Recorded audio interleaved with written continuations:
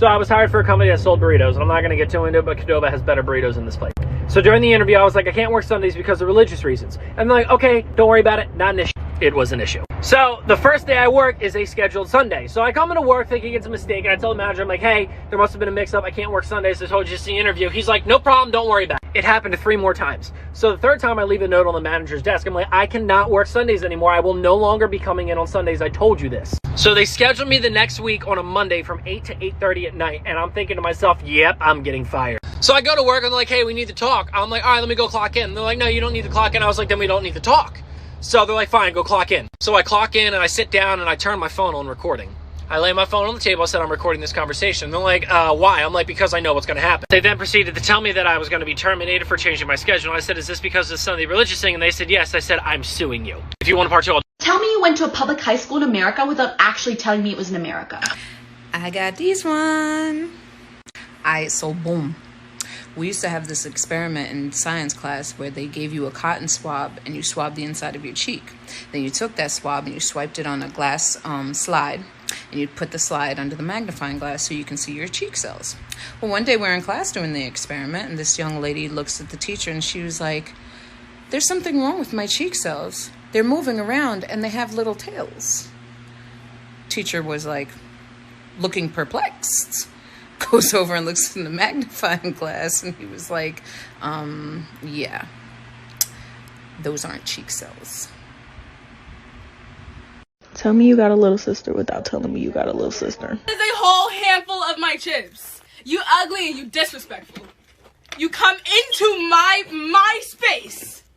I gotta cleanse it now. Your energy is ugly. Tell me you're petty as fuck without telling me you're petty as fuck. I feel like nobody's gonna believe me, so I need to actually show you this. Okay. This is something my dear old DAD taught me. If you have a sunroof, you can do this. In my car, yes, this does say dentures. I don't know where I got it. But in here, we have only dimes and pennies. You do not do this with quarters, and you do not do this with nickels. Okay, so if someone's riding your ass, you lock and load and you flick it straight up, and the wind from your sunroof will carry it back and on their windshield.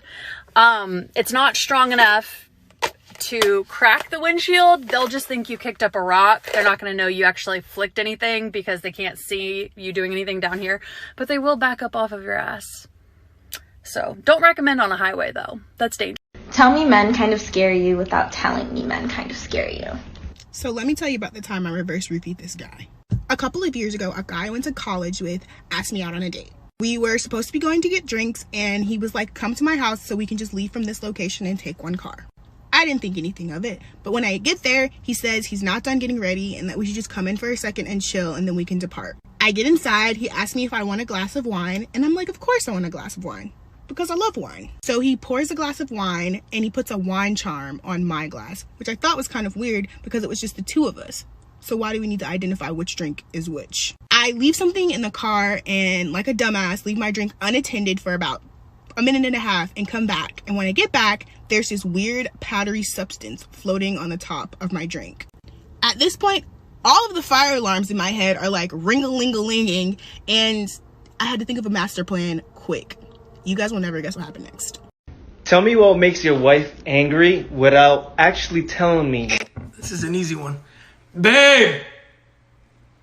Babe! What? Babe!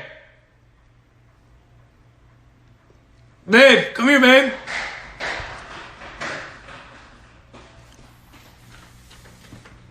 Babe. Oh, shit. What the? Tell me your mom should not be a mom without telling me your mom should not be a mom. I deserve the win for this one too. When my mom found out she was pregnant with me, she looked at my dad and said, what are you going to do with another kid? He said, well, I'm going to raise it.